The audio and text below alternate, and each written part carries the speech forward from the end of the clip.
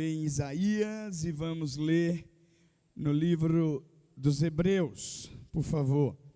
Livro de Isaías. Já mantenha a sua Bíblia aberta aí, em Isaías 43. É o texto que nós vamos usar. A partir da semana que vem, quero convidar você para uma série de mensagens sobre o reino de Deus através das parábolas de Jesus, as parábolas do reino. E aí nós vamos começar uma série de 6 mensagens sobre as parábolas do reino.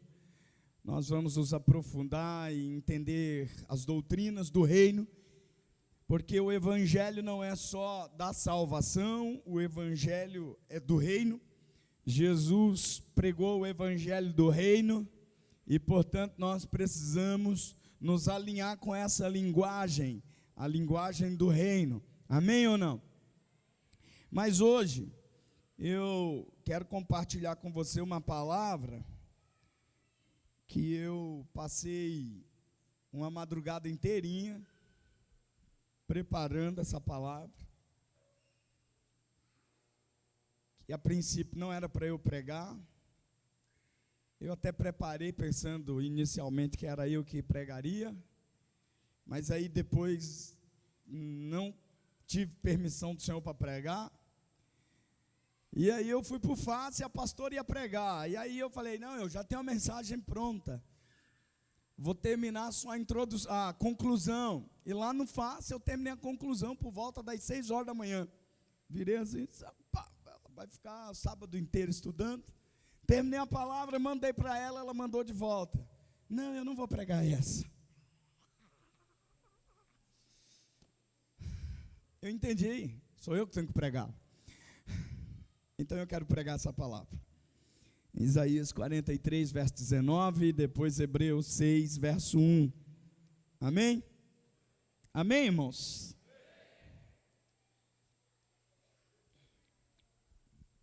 E o tema dela é desbloqueando as bênçãos de Deus. Fala isso para a pessoa do seu lado. Se prepara para desbloquear bênçãos. Se você entendeu o que eu acabei de falar, você já começa a entrar dentro de uma nova atmosfera. Você vai desbloquear, você não vai gerar. Você vai desbloquear, você não vai criar. Você vai desbloquear, você não vai iniciar. Você vai apenas desbloquear aquilo que Deus já preparou para você. Você vai desbloquear aquilo que já existe. Você vai desbloquear aquilo que já tem a sua digital, aquilo que já tem o seu nome, aquilo que já tem o seu endereço. Agora, por que desbloquear? Porque nós estamos bloqueados acerca das bênçãos de Deus. E não importa quantos homens de Deus a gente ouça pregar, não importa quantos textos bíblicos nos inspirem, não importa quantas pessoas coloquem a mão na nossa cabeça, não importa quantas vigílias a gente frequente, não importa quanto jejum a gente faça, a gente continua bloqueado acerca das bênçãos que já existem, que já são nossas. Diz assim para a pessoa do seu lado: as bênçãos não só existem, elas já são nossas. Pode declarar isso, elas já são nossas. Elas não apenas existem lá, aleatória ou de maneira geral, elas são nossas. E nós precisamos aprender a desbloqueá-las. E eu quero olhar esse texto e mostrar para você uma das barreiras. Eu não vou falar todas, eu vou falar apenas uma barreira que precisa ser rompida. É essa barreira que a gente precisa desbloquear, vencer, para que a gente entre num novo nível e a gente comece a viver na realidade das bênçãos que Deus já separou com o nosso nome, com o nosso RG, com o nosso CPF, com a nossa identidade. Amém ou não amém? Obrigado pelo entusiasmo. Vou devolver na mesma proporção. Vamos ler o texto aí, irmão. Vamos ler o texto aí. Vamos lá. 43. Vamos ler. Irmão, toma jeito, Vou dar na mesma proporção. Sangue de Jesus que tem poder. Verso 19. Vejam, estou fazendo uma coisa nova. Ela já está surgindo. Vocês não a reconhecem? Até no deserto vou abrir um caminho e riachos no ermo. Amém? Vamos lá para Hebreus, capítulo 6. Deixa marcado aí esse texto. E vamos lá para Hebreus, capítulo 6. O verso é o de número 1. E diz assim: portanto, olha aqui para mim. Essa palavra, portanto, ela aponta conclusão. O escritor está concluindo uma ideia, está concluindo um pensamento, está concluindo uma afirmação. Então ele diz, portanto, tá, o que é que a gente deve concluir? Ele diz, deixemos os ensinos elementares. Olha aqui para mim, ele está dizendo assim, ensinos elementares são o beabá da fé.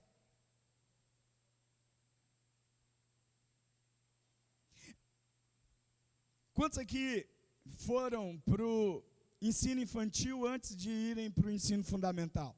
Quantos começaram ali na pré-escola? Levanta a mão aí. Lá na pré-escola, eles te deram o elementar. Aí nos primeiros anos do ensino fundamental, na primeira, na segunda, na terceira, na quarta série, as coisas elementares. Aí você aprendeu o alfabeto, você aprendeu as consoantes do alfabeto, você aprendeu as vogais do alfabeto. Foi assim ou não?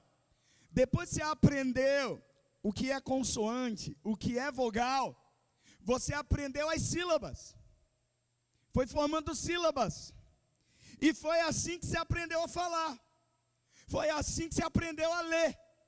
Foi assim que você aprendeu a interpretar textos. Você não interpretou texto de maneira imediata. Você primeiro foi desenvolvido em coisas elementares. Por exemplo, a gente não começou com equação de segundo grau. A gente não começou com raiz quadrada. A gente começou com números. Com números. Sabe que 0 é um número, 1 é um número, 2 é um número, 3 é um número, 4 é um número.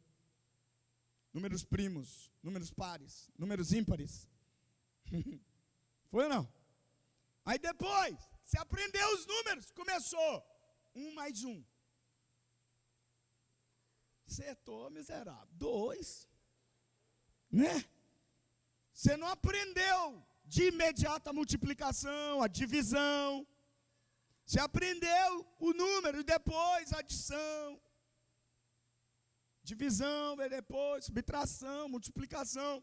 Mas tudo começou com coisas elementares. Agora, eu fiz o terceiro grau, algumas pessoas aqui fizeram o terceiro grau, que é a universidade, um curso universitário. Mas nós fizemos esse curso universitário porque nós saímos do elementar. Porque não fazia o menor sentido a gente chegar lá no curso universitário sem saber que B com A forma a palavra gaúcha que define qualquer coisa. Bah. Né?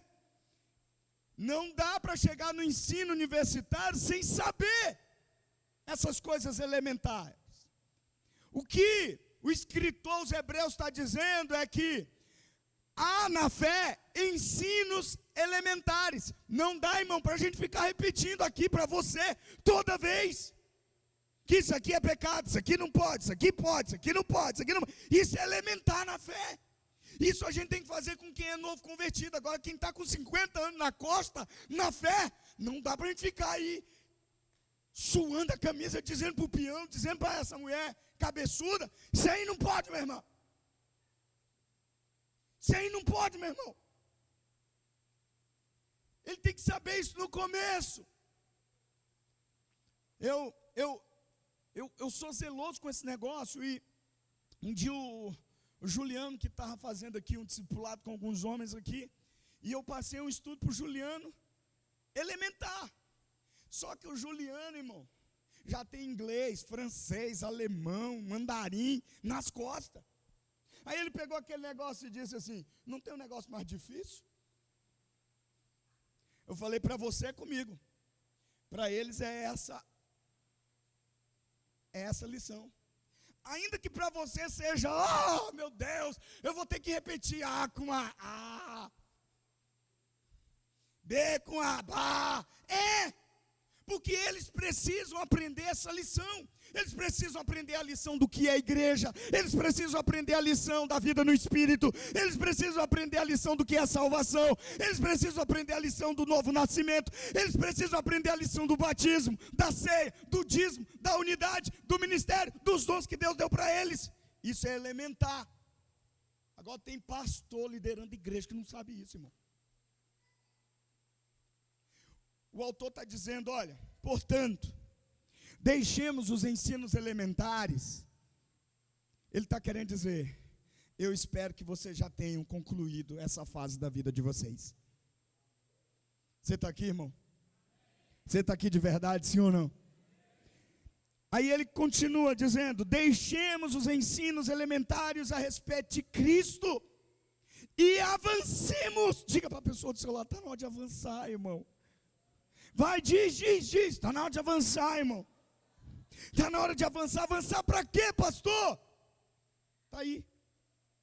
Avançar para? Obrigado. Avançar para a maturidade. Sem lançar novamente, fundamento. Arrependimento de atos que conduzem à morte. Avançar para maturidade. Sabe quem é que a gente tem que ficar ensinando lição de dízimo? É para quem é novo na fé. Dízimo é elementar, irmão. Agora tem crente velho que me importuna na madrugada perguntando: é 10% do líquido ou do bruto? Vai incomodar o capeta uma hora dessa, seu miserável. Você tem quantos anos na fé? Eu só tenho 32. Nasci num lar evangélico.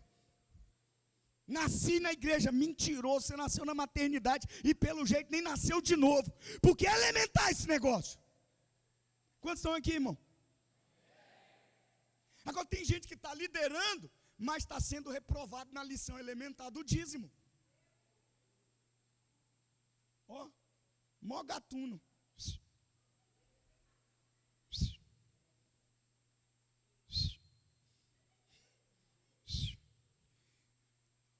Seu patrão continuaria pagando seu salário se ele soubesse que você está roubando ele? Por que é que Deus tem que continuar te abençoando quando você continua roubando ele? Você pegou, não, irmão?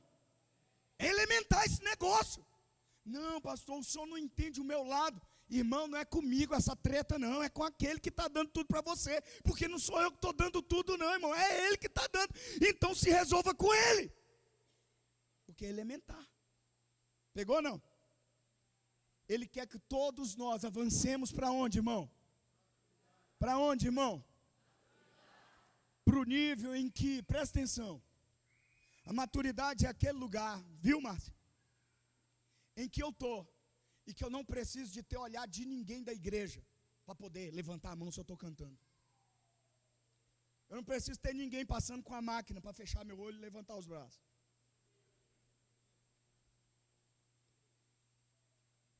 Eu não preciso da audiência de ninguém para poder fazer aquilo que todos esperam que eu faça. A maturidade é: eu vou fazer com a presença deles ou com a ausência deles, porque eu já entendi que não é acerca do que eles acham, é acerca do que Deus quer e espera de mim. Quantos estão aqui? Isso é maturidade. Isso é maturidade, irmão. E o que o escritor está dizendo é: precisamos deixar os ensinos elementares, o beabá, a alfabetização acerca de Cristo, e avancemos para a maturidade, sem lançar novamente o fundamento, irmão, do arrependimento de atos que conduzem à morte da fé em Deus. Pai, nós oramos para que essa palavra seja liberada para nós pelo Teu Espírito e faça do seu jeito, é o que nós oramos em nome de Jesus. Amém, amém e amém. Me escute, pessoas envelhecem, coisas envelhecem, roupas envelhecem, carros envelhecem, tendências envelhecem, tudo envelhece desse lado da eternidade, tudo envelhece. Você está aqui comigo, sim ou não?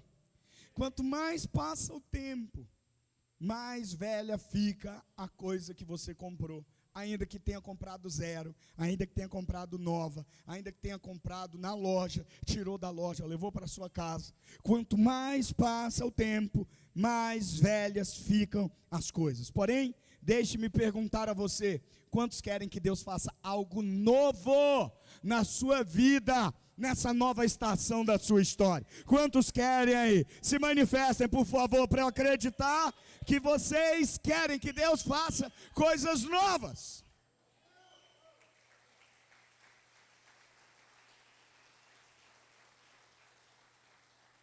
Amém? Um spoiler da mensagem.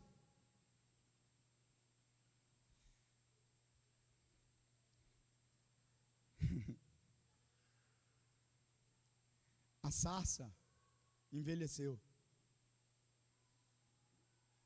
O maná envelheceu. Você está aqui? O sol parado envelheceu. Muralhas de Jericó caindo, envelheceu. Você está aqui? Golias caindo com uma pedrada, envelheceu, apodreceu, ele nem cabeça foi para dentro do túmulo. Apodreceu, não só envelheceu. Tudo o que Deus fez, tudo o que Deus fez em tons de bênção, são ultrapassadas. Quantos estão aqui comigo? E não é heresia. Não é heresia, e eu vou te mostrar aqui, irmão. E um problema, uma barreira para eu viver as bênçãos de Deus, uma barreira que eu tenho que desbloquear, é que às vezes eu não consigo digerir isso. Eu estou pedindo assim nas minhas orações: ó Deus, abre o meu mar vermelho. E Deus olha assim: cadê o mar dele?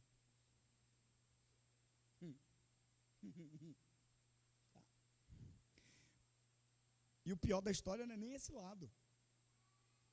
Porque a gente tem um Espírito Santo que traduz diante de Deus o que a gente está orando. Ó Deus, abre o meu mar vermelho. E o Espírito Santo diante de Deus está dizendo: Deus, o que ele está falando é que o Senhor deve ajudá-lo no casamento dele. O casamento dele é o mar vermelho dele. Ele só não disse isso para o Senhor. Ajuda ele. Ok? Você está aqui comigo, sim ou não? Agora, quando eu estou orando: Deus, abre o meu mar vermelho, o que eu estou esperando? É que apareça um Moisés, que vai levantar um cajado, e vai soprar um vento, e vai abrir aquele treco sem que eu faça nada, porque eu estou esperando o Moisés.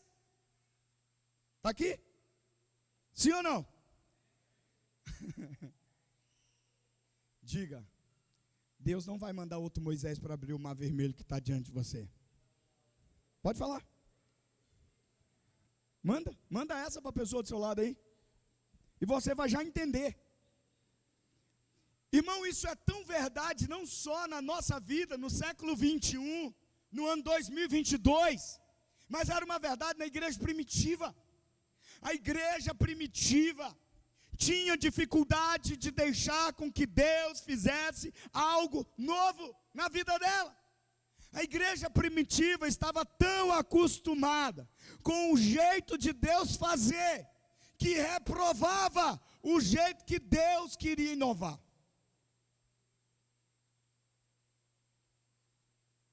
Você está aqui?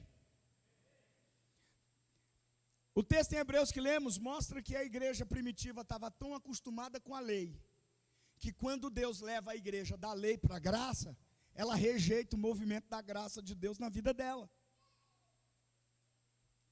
E quer que Deus atue ali na vida dela, com base naquilo que elas estavam acostumadas a receber e a ver Deus fazendo.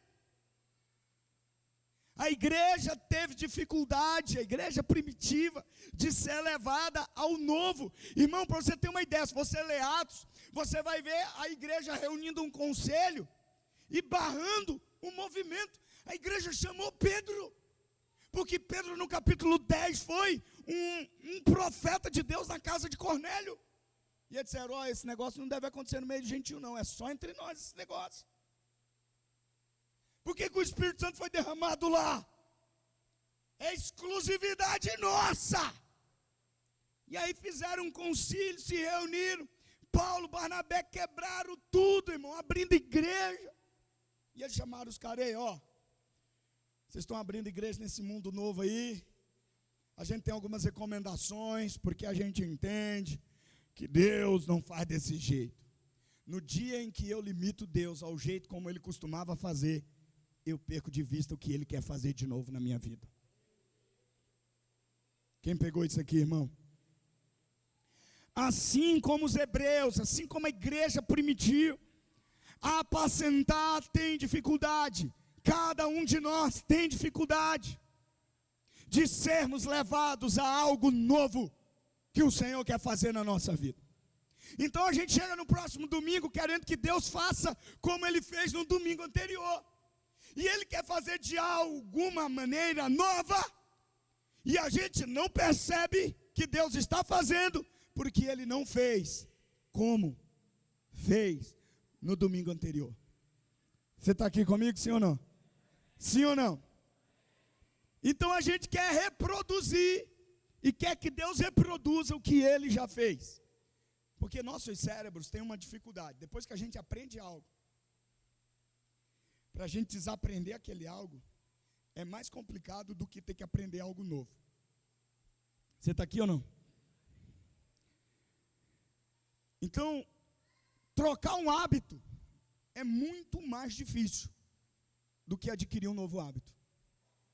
Depois que você costuma dormir tarde, e se começar a trabalhar cedo, você vai sofrer, enquanto você não mudar a sua mentalidade. Você está aqui comigo, sim ou não? Vai ser terrível para você toda segunda-feira, e você vai igual um ímpio para o seu trabalho na segunda-feira. É segunda-feira. É segunda, uau! Deus me deu um trabalho, eu vou manifestar o reino lá naquele lugar. Meu patrão vai ficar tão impressionado comigo quanto Faraó ficou com José. E o meu patrão vai me colocar como gerente, a segunda pessoa mais importante da empresa. Está vendo como você sempre se habitua ao como Deus já fez? Diga, Deus quer fazer algo novo nessa empresa, Ele quer me dar a empresa. Você quer que Ele te coloque como colocou José? Irmão, eu quero algo novo. Deus faz algo novo que o Senhor nunca fez com ninguém. Para quando as gerações futuras forem testemunhar, elas vão falar de nós como pessoas que viveram um novo que Deus havia prometido. O Mar Vermelho já tem a assinatura de Moisés. Por que eu quero um mar de novo na minha vida? Você está aí, irmão? Eu não quero ser Moisés, eu quero ser o Frank que aprendeu a andar com Deus no século 21, no ano 2022, em novembro desse mesmo ano. E ver as coisas novas que Ele disse e prometeu fazer. Você está aqui comigo, sim ou não? Sim ou não, irmão?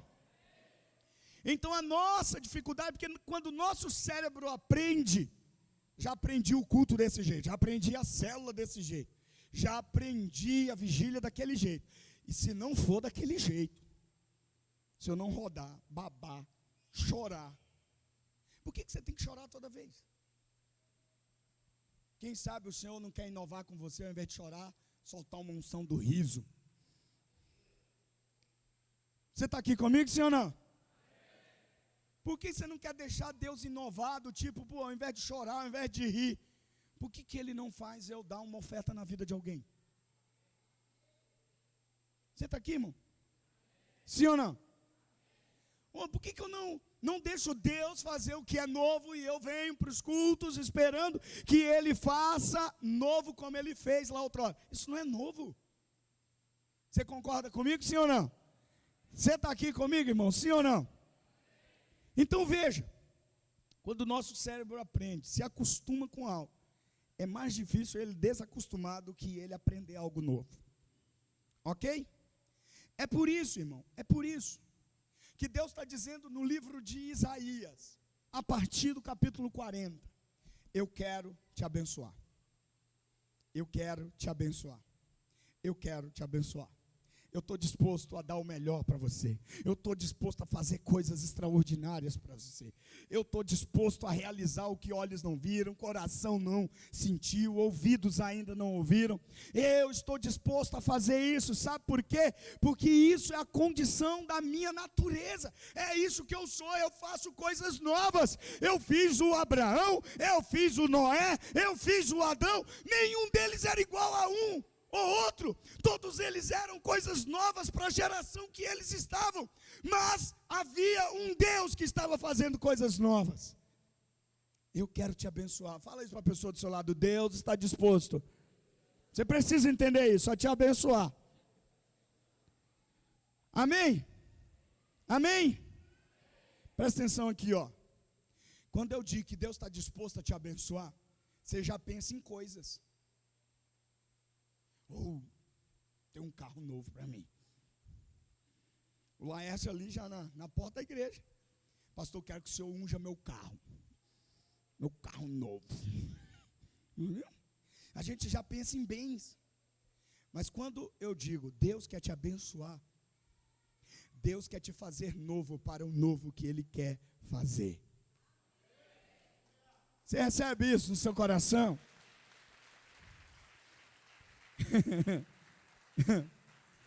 E a única razão para isso é que Ele quer te abençoar, não para você segurar. Ele quer te abençoar para te tornar um abençoador. É isso. Você está aqui, irmão? Sim ou não? Então Isaías 43 se conecta com Hebreus 6, porque Deus de Isaías é o mesmo de Hebreus, capítulo 6. Mas há algo que nós precisamos pontuar aqui. As barreiras que estavam impedindo o povo em Hebreus 6 de experimentarem o novo, o inédito, o extraordinário mover de Deus. Presta atenção. Não estavam mais lá. Hebreus não tinha mais, o povo, a igreja de Hebreus não tinha mais barreiras para as bênçãos que Deus havia dito que era de propriedade deles. Não havia mais uma terra física para conquistar, mas um território espiritual para dominar, para mandar embora todo demônio. Então não havia mais barreira, a barreira da vergonha já havia sido vencida na cruz, a barreira da culpa já havia sido vencida na cruz, a barreira do fracasso já havia sido rompida na cruz, já não havia mais barreiras para as bênçãos que Deus tinha para aquele povo. Mas eles continuavam lidando com Deus como se a culpa ainda fosse existente, como se o fracasso ainda fosse permanente, como se eles ainda tivessem que crucificar Jesus de novo na cruz, para que a vergonha passasse, para que a vergonha fosse resolvida. Você está aqui, irmão? Então eles estavam dizendo: Deus, queremos que o Senhor faça como o Senhor fez.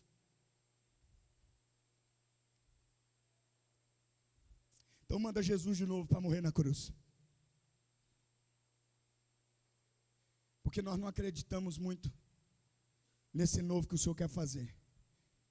Então a gente erra e a vergonha toma conta de nós. A gente erra e a culpa toma conta de nós. A gente fracassa e a gente abandona aquilo que o Senhor mandou a gente fazer. Porque a gente está esperando de novo que desça do céu o Senhor envelopado numa criancinha, e ela cresça, viva 30 anos, a partir do 30, ela então se manifestará publicamente, será batizada por João Batista, levantará 12 homens, um desses será traíra, e depois de 3 anos e meio, seja crucificado, e eu tenho que esperar 30 anos, sendo que a barreira já foi removida,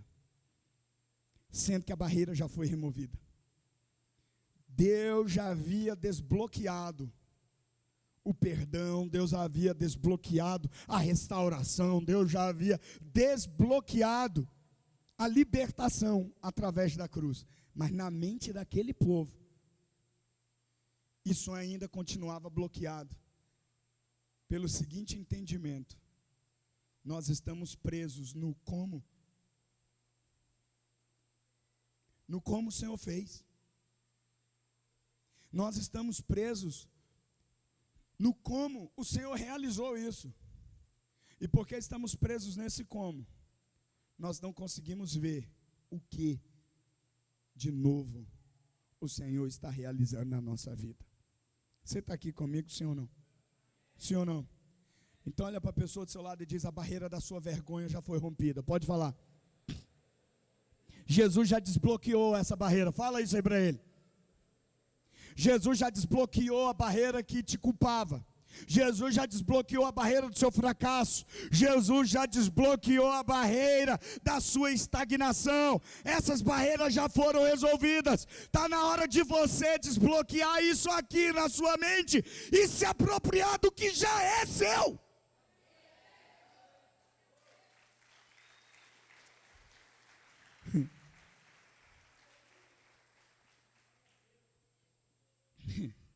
Jesus disse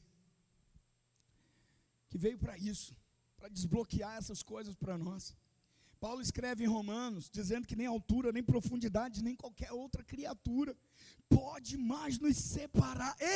Pode mais nos separar, não há mais nada que bloqueie. Tudo já foi rompido. Por quê? Porque do lado dele há disposição para nos abençoar, para nos tornar novos, para viver o novo que ele tem para fazer nas nossas vidas. Eu posso ouvir o amém dos irmãos? Mas nós temos dificuldade. Nós gritamos aqui na igreja, amém. Quando o pastor pede, porque se o pastor não pedir, amém. A gente canta sobre isso. Mas quando a gente volta para a nossa casa, a gente esquece disso. E continuamos presos. Olha aqui para mim. Deixa eu te dizer uma coisa. Só aqui, nesse prédio, eu já repeti isso mais de 104 vezes. Só aqui nesse prédio. O que passou que o senhor repetiu? Que na mente do religioso, pegar o pão e pegar o cálice, está baseado no que ele faz de certinho. Está baseado no que ele faz de correto. Ainda que eu tenha repetido isso mais de 104 vezes aqui, só nesse prédio, e nós estamos liderando essa igreja já há 18 anos. 16 anos. 18 anos no Paraná. Mas há 16 anos liderando essa mesma igreja. Confere isso, 52 vezes por ano. Quantas vezes eu já não falei? Não é o que você faz que te habilita a pegar o pão e o cálice. Não é o que você deixa de fazer que te reprova para não pegar o pão e o cálice. Mas quanto mais eu falo isso, mais eu ouço dos crentes: não vou participar da ceia. Você não deveria participar da ceia. Por que não? Por que não? É porque eu errei. Tu vai continuar errando o resto da vida, cabeção. Isso é elementar. Deus fez algo novo. E qual é o novo? Ele não vai ter que matar touro, ele não vai ter que derramar sangue de cabrito, ele não vai ter que derramar o sangue de uma ovelha, porque o sangue de Cristo foi derramado de uma vez por todas. Pronto!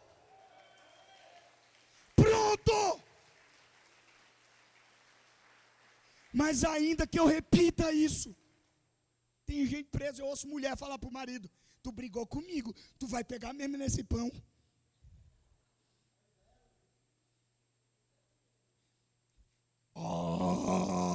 É capaz de morrer. Ele vai morrer, minha irmã, mas não por ter comido o pão.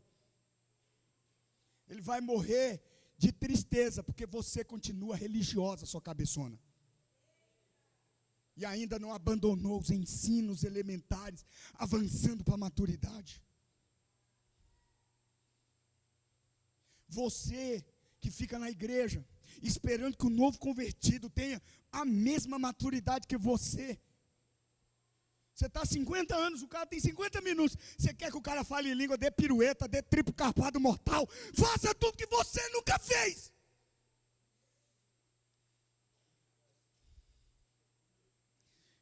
Você está limitando Deus a fazer do jeito que fez com você. Deus não fez com Davi como fez com Samuel, que ungiu Davi. Davi nasceu de uma relação pecaminosa. Samuel nasceu de um milagre. E mesmo assim Deus levanta Samuel, que cresce na igreja, é ensinado desde cedo, e é liderança, e é forte, como também faz com Davi, que nasceu de uma relação pecaminosa, é esquecido no campo. O Deus que levantou Samuel é o mesmo Deus que levantou Davi. Mas alguém poderia dizer: Davi não pode. Pode ser como Samuel, mas Davi não. Peraí, você é Deus? Encontre seu lugar nessa relação. Você não é Deus. Fala isso para a pessoa do seu lado: você não é Deus.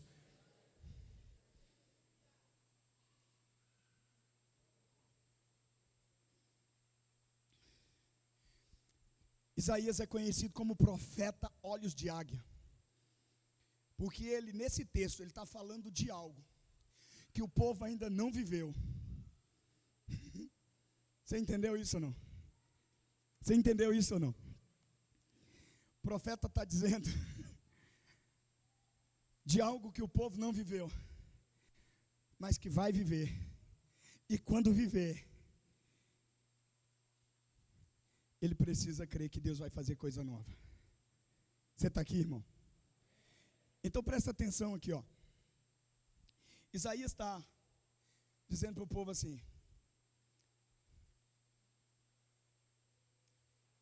esqueçam o que passou. Fala isso aí para a pessoa do seu lado. Vai, fala para ela. Fala para ela. Fala. Fala, Gisélia, para o cabeção do seu marido aí. Fala para ele. Esquece, Anderson. Irmãos, eu pedi paciência. Falei: Deus, me dá paciência. Aumenta a minha paciência. Ele me mandou 2 paciências, o João e o Anderson. De uma vez. De uma vez, assim, pá. Aí, irmão, aí Deus está querendo me tornar anjo aqui nessa igreja. Você está aqui, irmão? Agora pergunta para a pessoa do seu lado: o que Deus está dizendo para você esquecer o que passou? Pergunta para ela. Pergunta. Responde para ela.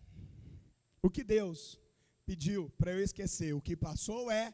Responde. O que é? Fala aí, alguém, por favor, me ajuda. O passado, o que mais? O que mais? Mas esse passado é o que? Fala aí para mim. O pecado, o fracasso, o erro, a vergonha, sim ou não? Sim ou não? Deus quer que você esqueça isso, sim ou não? Sim, mas é disso que Isaías está falando, sim ou não? Não. Não. Isaías não está dizendo, e o Hélito está firme hoje, ele até sentou daquele lado que não dá para levantar. Firmão. Hélito, ele não está dizendo para esquecer o nosso passado, nosso fracasso, nossas decisões tolas, nossas falhas ridículas, nosso passado triste, vergonhoso, decepcionante.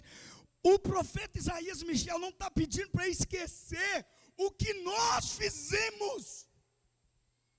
O profeta Isaías não está pedindo para esquecermos das nossas transgressões.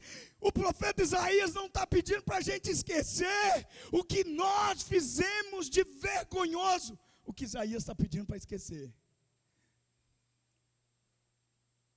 é a maneira como Deus fez os milagres na vida do povo. Você não entendeu nadinha. Peraí. Mandar eu esquecer o que eu errei, isso é quase que jargão evangélico. É a mensagem talvez mais batida. Márcia, olha, esquece, segue a vida. Eu estou falando Márcia porque hoje os memezinhos de cachorro é tudo relacionado a Márcia. Então eu tenho uma Márcia na igreja, eu posso usar. Márcia. Não é o que a Márcia falou de errado. Não são as pessoas que a Márcia enganou.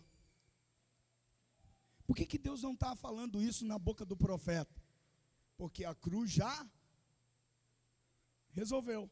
Amém ou não? Mas o profeta está dizendo, Márcia, e se você olhar, eu não tenho tempo, porque já é 9h30, eu preciso terminar essa palavra. Se você olhar o contexto, Deus está dizendo assim, ó, através da boca de Isaías: no passado, quando vocês eram escravos no Egito, Deus enviou Moisés e abriu o Mar Vermelho para tirá-los do Egito. Isaías está dizendo, não vai ser como foi no passado. Fala isso para a pessoa do seu lado, não vai ser como foi no passado. Mas vai funcionar como? Não, irmão, não, o Charles entendeu. Não vai ser como foi no passado, mas vai funcionar como?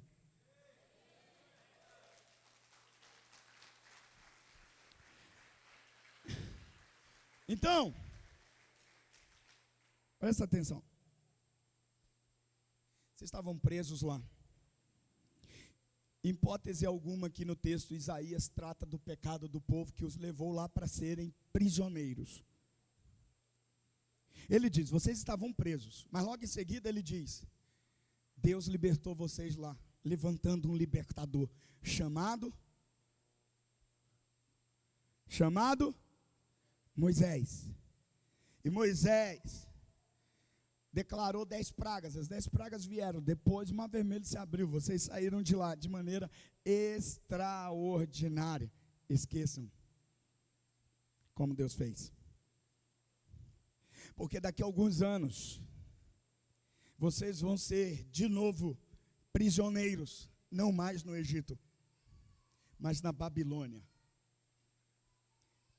E lá na Babilônia, se vocês ficarem presos à maneira como Deus fez no passado de vocês, vocês nunca sairão da Babilônia, porque vocês limitarão Deus à maneira como Ele fazia, e não verão o jeito novo que Ele quer fazer. Vocês vão secar na Babilônia, esperando um libertador. Houve um libertador na Babilônia, irmão? Houve um libertador na Babilônia, irmão? Não, sabe o que houve? Um rei com insônia vai na sua biblioteca com milhares de pergaminho, e ele está com sono ou com insônia, e resolve ler, e então ele olha a sua livraria, sua biblioteca gigantesca, e ele diz, eu vou ler aquele pergaminho, e pega o pergaminho, e traz para a sua mesa de leitura, sopra a poeira, porque faz 70 anos que aquele pergaminho está lá, 70 anos que aquele pergaminho está lá, já se levantaram 2 reis antes dele, ele é o 3º rei, e aquele pergaminho permanece lá, e ele pega aquele pergaminho, na sua mesa de leitura, com uma vela, acende aquilo para conseguir ler, porque é noite, e ele está com insônia, sopra, e abre o pergaminho, e de repente, meu Deus,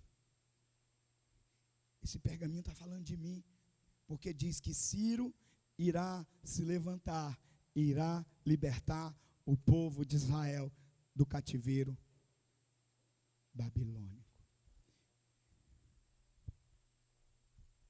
Sou eu. Numa noite de insônia, quem diria que de uma noite de insônia, Deus mudaria a história de uma nação que estava refém de uma nação ímpia. Agora imagina o Ciro, na manhã, liberem todas as ruas da minha cidade, da minha nação. Nós iremos liberar o povo chamado Israel, todo judeu, todo israelita, trazido por Nabucodonosor, ou que tenha nascido nesse período, desde que Nabucodonosor trouxe seus pais para essa terra. Eu, como rei, chamado Ciro, quero editar um decreto para liberar esse povo, para que eles voltem para Jerusalém, a fim de reconstruírem a cidade e levantarem o templo. Imagina os israelitas que 70 anos, vendo seus avós chorarem, seus pais chorarem, vendo o sofrimento do que estava acontecendo, e de repente, não, nós estamos esperando Moisés, não vamos acreditar nisso não, ele só quer que a gente acredite nisso para matar a gente. Eles teriam saído da Babilônia? Deixa eu dizer uma coisa para você, era para Neemias ter saído naquele edito. Os muros não estavam em pé, porque Neemias esperava o Moisés. Você não entendeu? Você nem sabe o que eu estou falando, né? O povo que acredita naquilo vai embora, volta para Jerusalém, reconstrói a cidade, reconstrói as casas. Esdras está no meio daquele povo, reconstrói o templo, devolve a lei para o povo. Eles acreditam nisso, que Deus fez de uma maneira nova. Mas Neemias fica. Neemias fica. Irmão, e é tão estranho que quando Zorobabel vem visitar Neemias, Neemias pergunta assim: como é que está o povo lá? E Zorobabel diz: rapaz, está como a Venezuela o negócio. E se a gente brincar, o Brasil vai ficar igualzinho. Então fica ligeiro aí. Está ruim? Presta atenção. Presta atenção, irmão. Neemias nessa época é copeiro do rei. Por que ele é copeiro do rei? Porque ele não voltou para Jerusalém, mas ele é judeu. Por que ele ficou na Babilônia? Porque ele não creu. E eu acredito que tem muito Neemias que ainda não voltou para Jerusalém. É por isso que muitos muros continuam derrubados, porque não estão acreditando no Deus que faz novas todas as coisas. Agora é mais louco a maneira como Neemias consegue sair de novo. Ele vai para frente do rei, igualzinho a cara de vocês hoje. E o rei pergunta assim: ô, por que você está com essa cara de limão aí, irmão? Parece que chupou uns 10 limão. Por que você está triste? Não, presta atenção na conversa.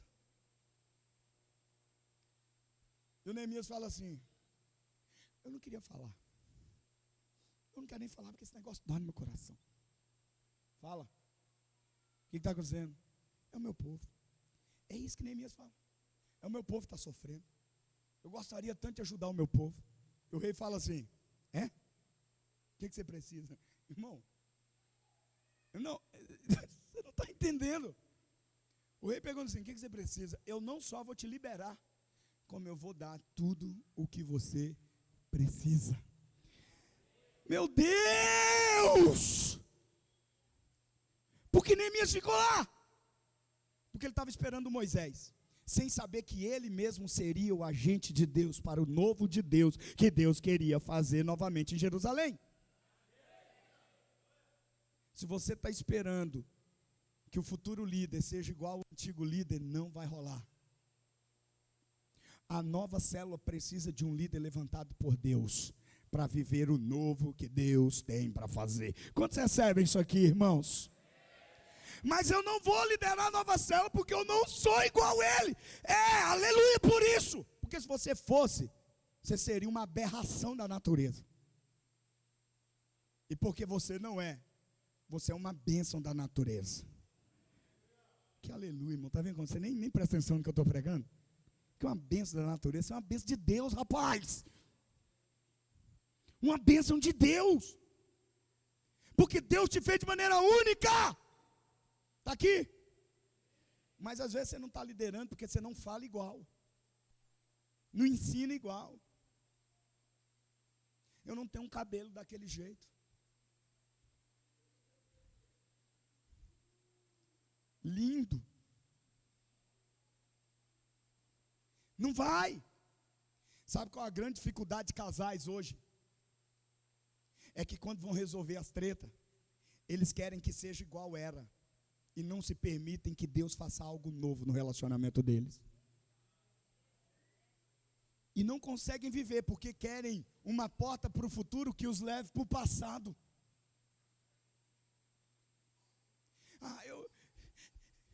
Não é mais, claro que não é, porque você não é mais aquela moça, você não é mais aquele rapaz, os dois mudaram.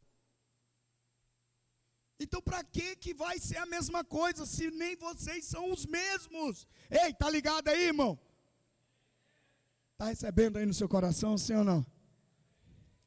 Então vamos terminar esse treco aqui. Presta atenção, irmão. Presta atenção. Isaías está dando a eles uma mensagem para um futuro que eles ainda iriam viver. É por isso que é importante você vir nos cultos. Porque Deus tem uma palavra, não para o momento só que você está vivendo, mas para o futuro que você vai viver. E quando chegar lá, já vai estar preparado para aquilo. Porque vai estar esperando de uma forma nova o que Deus está disposto a fazer. Amém ou não, irmão? Mas só que aquele povo estava impedido e bloqueado, porque estava esperando o Moisés aparecer. E Deus não ia mandar um Moisés, porque Ele queria fazer algo novo. Você está aqui comigo, irmão? Sim ou não? Então, Isaías lembra como Deus fez para tirá-los do Egito. Mas Isaías diz, esqueçam. Sabe, irmãos, o que me impressionou nesse texto é que Isaías não manda o povo esquecer o pecado, falha, a idolatria deles, o que os levou para. O que me impressiona é que Isaías está dizendo, esqueçam como Deus fez.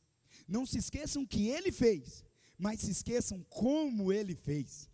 Esqueçam isso, porque Ele não vai fazer do mesmo jeito, porque Ele tem algo novo para fazer. Não esqueçam que foi Ele que libertou vocês, não esqueçam que foi Ele que abriu o mar, não esqueçam que foi Ele que fez o maná cair, não esqueçam que foi Ele, mas não esperem que Ele vai fazer como fez. E presta atenção agora, e eu estou concluindo aqui. Nesse texto eu descobri que a maior barreira para eu ser abençoado com as novidades de Deus não é meu fracasso, não é o meu passado, nem sequer é o jeito e a maneira truculenta com a qual o diabo age na minha vida. O grande bloqueio para que eu experimente o novo de Deus é estar preso no como Deus fez.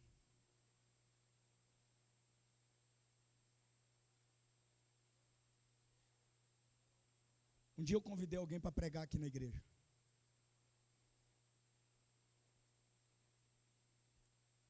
E esse alguém veio assim, pastor, chorando. Falei, você não gostou que eu te convidei para pregar? Não, nem isso. O que foi então? Está no pecado? Não, isso não. Fala para mim então. Porque desde quando eu era criança em Barbacena, desde quando eu era criancinha em Barbacena, e eu vim aqui nessa igreja, e eu ouvia o Senhor pregar, e eu dizia para mim mesmo, eu quero tanto pregar. Falei, irmão, não estou entendendo. Você continua chorando, e eu te convidei para pregar. Não continuo entendendo. O que rolou? O que aconteceu? Ele falou assim para mim, é que eu sempre orava para o Senhor dizendo assim, eu nunca vou pedir, se é do Senhor, que Ele venha falar comigo.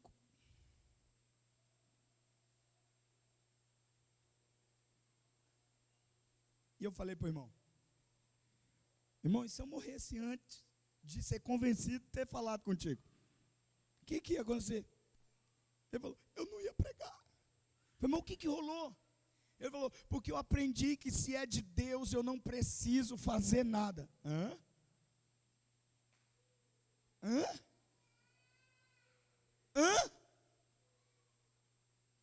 Em que Bíblia você lê, irmão? É porque foi assim com Moisés. Tá bom, irmão, foi assim com Moisés. Teu nome é qual? Qual é teu nome? É fulano. É, bem diferente de Moisés. Ah, mas foi assim com Samuel. Como é teu nome? É bem diferente de Samuel. Deixa eu te dizer, Deus não chamou Moisés como chamou Samuel, não chamou Samuel como chamou Davi, não chamou Davi como chamou Josué, não chamou nenhum igual.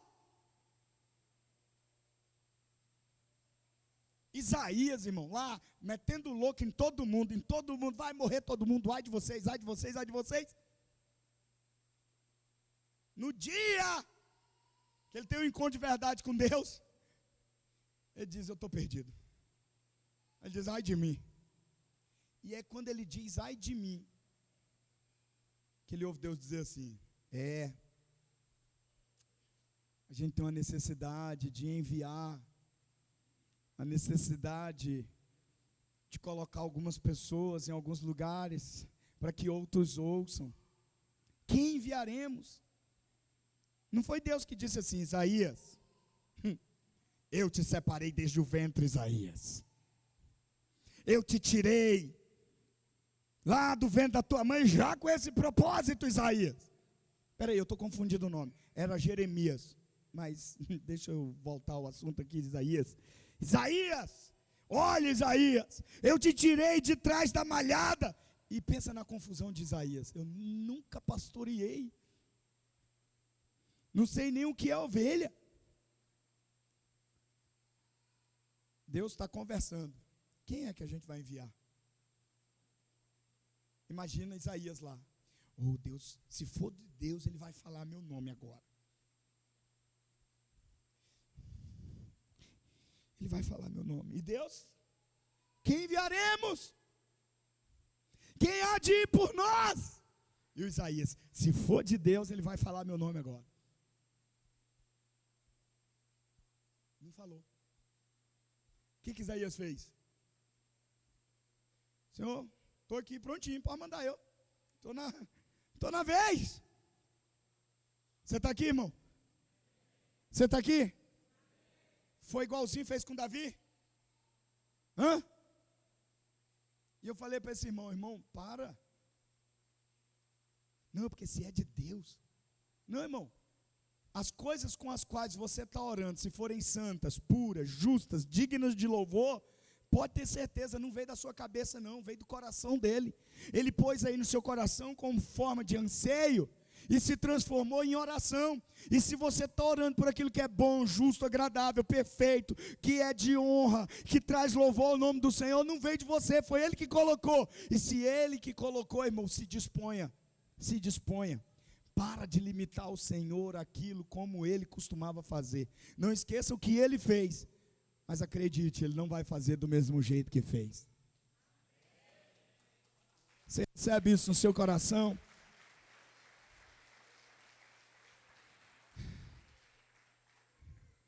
A maioria das pessoas não estão escravizadas ao seu passado, ao seu pecado. Até porque o público de Isaías não é pessoas pecaminosas, não são ímpios, não são pessoas que precisam de salvação. O público de Jeremias é um povo que foi chamado a nação do Senhor, o povo exclusivo. sacerdotes reais. É para esse povo, é para esse público que Isaías está falando. Então, a maioria das pessoas na igreja estão bloqueadas para as bênçãos de Deus, porque estão presas no como Deus costumava fazer. Você está aqui? Você está aqui de verdade? Quantos lembram os primeiros dias da sua conversão aqui? Levanta a mão. Quantos lembram? Os primeiros dias. Queria vir para a igreja todo dia, mesmo no dia que não tinha culto. É ou não é? Quero ir para a igreja. O que vai ter lá? Nada, eu vou do mesmo jeito. É ou não era assim, irmão? Quero estar lá, quero estar lá, quero estar lá. Hoje você seleciona o culto que vai vir. Terça-feira? Sei não, hein?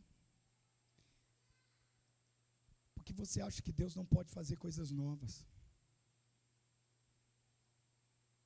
Você lembra quando você se converteu? Cada texto era um negócio. Uau! Olha aqui! Olha aqui! Olha aqui! Eu vejo alguns me procurando aqui no domingo depois do café e eles chegam com a Bíblia aberta assim, Tânia. Olha aqui, pastor, o senhor já leu isso aqui? Eu falei mais de 32 vezes a Bíblia inteirinha.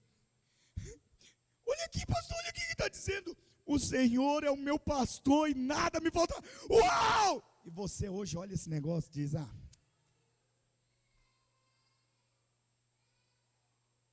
porque você está preso ao como. Esqueça o como. E creia que Ele é poderoso para fazer novas coisas hoje na sua vida. Amém ou não?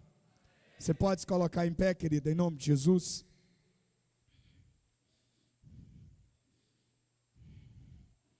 Olha para a pessoa do seu lado e diz: Deus tem coisas novas, irmão. Esqueça o como Ele fez.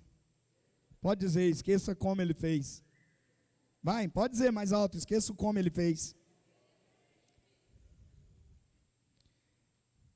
Abrace ao que Ele é poderoso para fazer.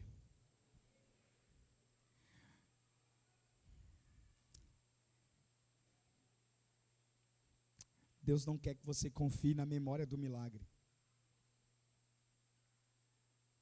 Deus quer que você abrace aquele que é poderoso para fazer o milagre.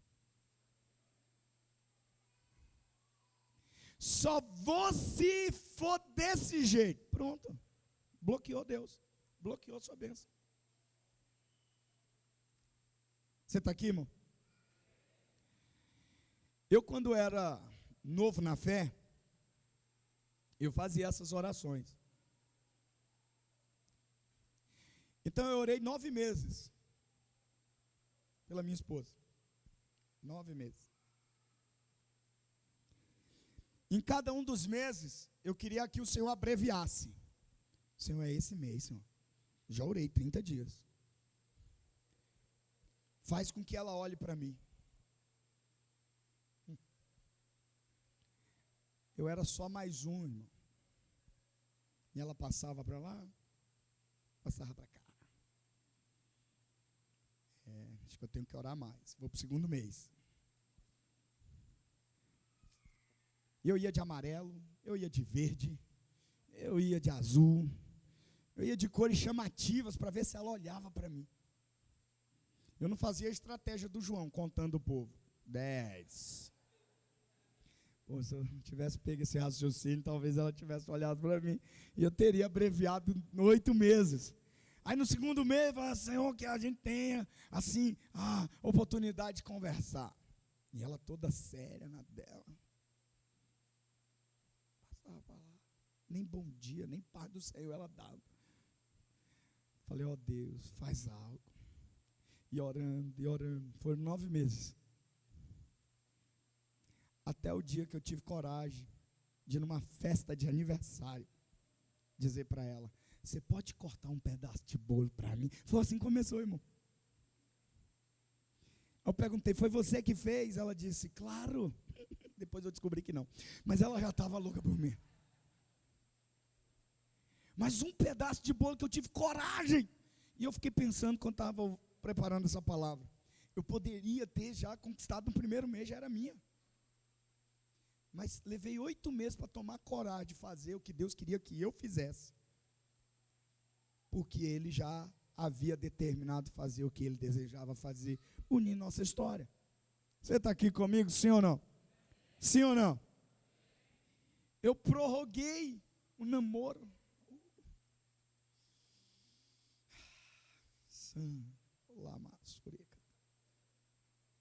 8 meses, irmão. Morgando, espiritualizando, dizendo, se for de Deus ela vai olhar. Irmão, se eu ficasse nessa, talvez até hoje, ela estaria casada, mãe de filhos com outro cara, e eu estaria lá, ela vai voltar para mim, eu creio, é de Deus. Outro pulou na frente. Lembra do paralítico lá, 38 anos? Esperando que alguém o jogasse lá. Quanto tempo esse miserável não esperou? Você está aqui, irmão? Então olha para a pessoa do seu lado, para de ficar preso na memória do milagre. Porque Deus tem algo novo para fazer. Eu estou te preparando para o ano do amanhecer, irmão. Para nós, às vezes, toda manhã é igual, mas para Deus não. Toda manhã Ele faz algo novo. As suas misericórdias se renovam a cada manhã. O seu amor leal é revelado novo a cada manhã. Há milagres esperando para serem experimentados, vividos a cada novo dia. Mas a gente está dizendo para Deus, tem que ser desse jeito. E a gente está bloqueando Deus. Eu te desafio a viver o novo de Deus, irmão. Esqueça como Deus fez. Esqueça como Deus fez com Davi, como Deus fez com Josué, como Deus fez com Salomão, como Deus fez com Josafá, como Deus fez com Ezequias, como Deus fez com todos os personagens da Bíblia, porque Ele quer fazer algo novo comigo e com você. Amém ou não amém, irmão? Amém ou não amém? Enquanto eu não entendi isso, eu bloqueei o crescimento dessa igreja. Eu queria que Deus fizesse como Ele fez em Marília, porque me impressionava muito o que estava rolando em Marília. E eu queria ser uma espécie de domingos aqui na igreja. Uma espécie de Claudinei, que foi meu primeiro discipulador. E enquanto eu dizia, tem que ser como o senhor está fazendo lá. 2013, 2014, 2015, 2016, 2017, 2018. Deus fazia de uma nova maneira, mas eu não via, porque queria que fosse como Ele estava fazendo em Marília. Quando eu disse, eu quero só o que o Senhor está fazendo aqui, no nosso meio, rolou tudo isso que você está vendo, e é só o começo.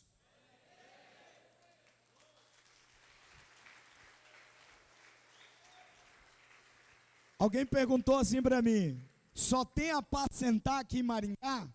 Só. Mas nós não somos uma igreja solitária.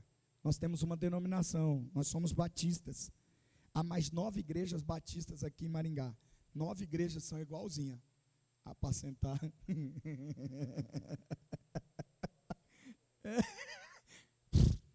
Você entendeu? Há algo novo que Deus está fazendo aqui. Você recebe isso, irmão? Quando Deus faz coletivamente, Deus faz individualmente. É dessa maneira que eu quero que você saia daqui crendo.